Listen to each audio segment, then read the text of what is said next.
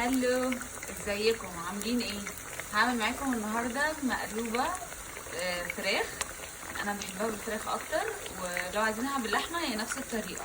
اول حاجه عندي ان انا هبتدي اقلي البتنجان. البتنجان لازم يتحمر كويس. لو هتعملي فرخه يبقى نص كيلو بتنجان، لو هتعملي لحمه كيلو لحمه يبقى كيلو بتنجان. تمام، تقليه بقى كويس. اول حاجه اخد لون كده بقى نروح مطلعينه.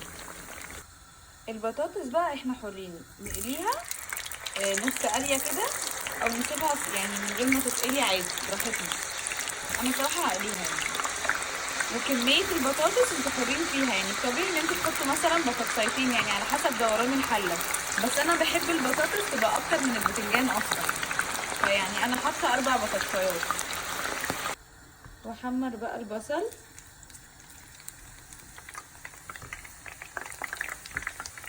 طبعا يا جماعه انتوا حرين، لو مش عايزين تحمروا كل الكلام ده حمروا البتنجان بس، والباقي عادي سيبوه كده هيستوي ويبقى حلو برضه، وهنبقى قللنا من الكالوريز الفظيعه اللي انا بعملها دي كتير قوي كده.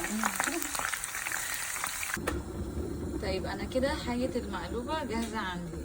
حمرت بتنجانه، 4 بطاطسيات، وبصلتين. بصوا يعني الكميات براحتكم، يعني ممكن الطبيعي ان انتوا تزودوا البتنجان. انا زي ما قلت لكم انا مش بحب البتنجان كتير، انا بحب اللي يكون اكتر حاجه البطاطس، وبعد كده البصل، وبعد كده البتنجان. وانا بحط كمان فصوص ثوم صحيحه كده زي ما انتوا شايفين، يعني احطوا 6 مثلا على كيلو اللحمه او الفرخه. وفلفلتين دول اختياري برضو. الفراخ بقى هسلقها نص سلقه، مش سلقه كامله.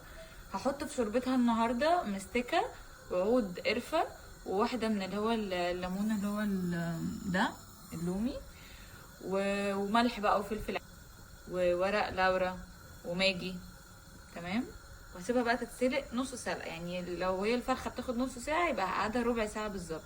وفلفل اسود طبعا. هسوي بقى الرز. عندي دلوقتي 3 كوبايات رز بسمتي مغسولين كويس، وحطيتهم بقى على معلقتين زيت من اللي انا كنت محمره فيهم كل الكلام ده عشان ياخدوا النكهه بقى. هقعد اقلب في الرز كده لحد ما الميه اللي فيه تتشرب خالص من الزيت اللي انا حطاه. بعد كده بقى احط البهارات بتاعتي. انزل بقى البهارات بتاعتي اللي هي عباره عن عود قرفه، وواحده لومي، ربع معلقه صغيره جدا جوز الطيب، نفس الحكايه كركم وكاري. وبهارات المقلوبه ما لقيتوهاش حطوا بهارات دجاج عادي. وربع معلقه صغيره من الحبهان، ومعلقه صغيره فلفل اسود.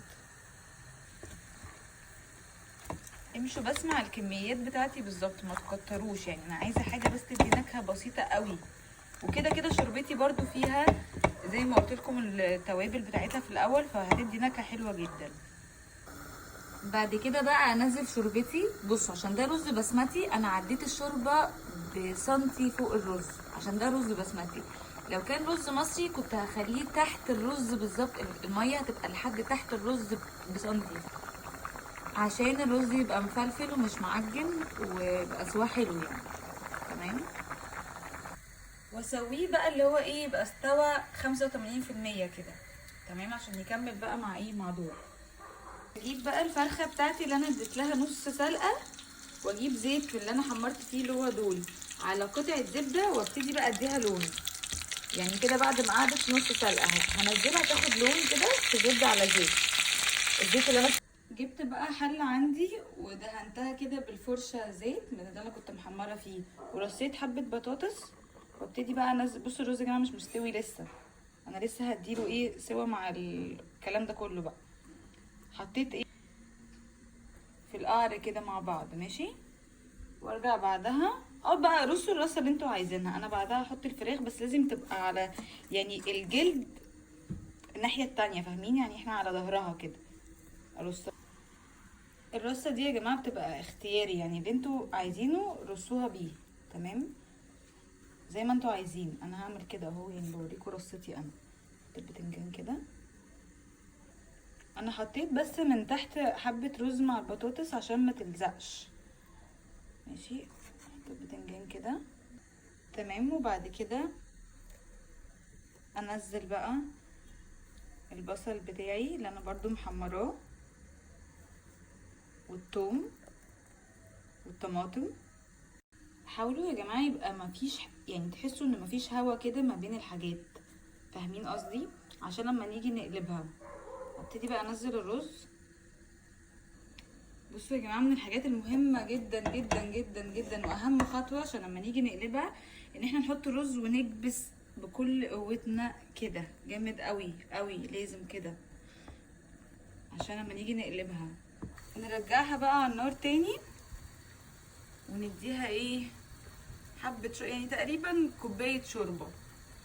انا بقى عايزاها تكمل سواها على البخار، الفراخ تكمل سواها والرز يكمل سواه، هما الاتنين هيستووا مع بعض لان الاتنين مش محتاجين اكتر من ربع ساعه يعني، فهما الاتنين هيستووا مع بعض. بس كده سيبها بقى تستوي وخلاص، خلصت المقلوبه كده. بس بصوا برضو انا هحط طبق واكبس بيه كده الاول، وبعد كده هحط الغطا. تمام، بس طبعا تبقوا عارفين ان الطبق ده مش بيتكسر يعني، ده مش ده مع الحراره يعني عادي. ونسيبها بقى تستوي براحتها على البخار ربع ساعه تلت ساعه، بس نبقى مغطيين عليها بقى. نيجي بقى دلوقتي للحظه الحاسمه، لحظه قلب المقلوبه. بصوا احنا مش غرب يا جماعه عن بعض، احنا اخوات يعني، فلو اتقلبت وباظت يعني عدوها لي، المهم الطعم المضمون يا جماعه. فاحنا يعني انا اضمن لكم ان الطعم هيبقى ان شاء الله تحفه. جيت اقلبها بقى وباظت عادي يعني، نعديها لبعض، مش لازم يبقى شكلها بيرفكت يعني، المهم يبقى طعمها حلو. تمام، هقلبها بقى واوريكم. نسمي الله بقى ونشيل الحله.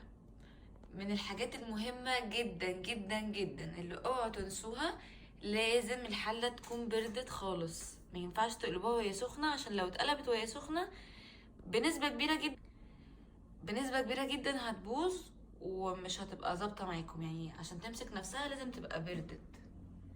باظتش مني قوي بس يعني هتبوظ دلوقتي. فهسيب الموبايل بقى واوريكم الشكل النهائي. هي فكت مني شويه بس عادي يعني، ستيل هي حلوه جدا يا جماعه والله، ولازم تجربوها، وسهله سهوله غير عاديه، كل حاجه استوت وكل حاجه تمام، لازم تجربوها. وعادي اللي اول مره يعملها وما متقلبتش منه تمام، ما فيش مشكله يعني، اديكوا شايفين اهو، هي ما ظبطتش معايا قوي في القلبه بس ستيل شكلها حلو. يلا جربوها بقى وقولي رايكم ايه. باي باي.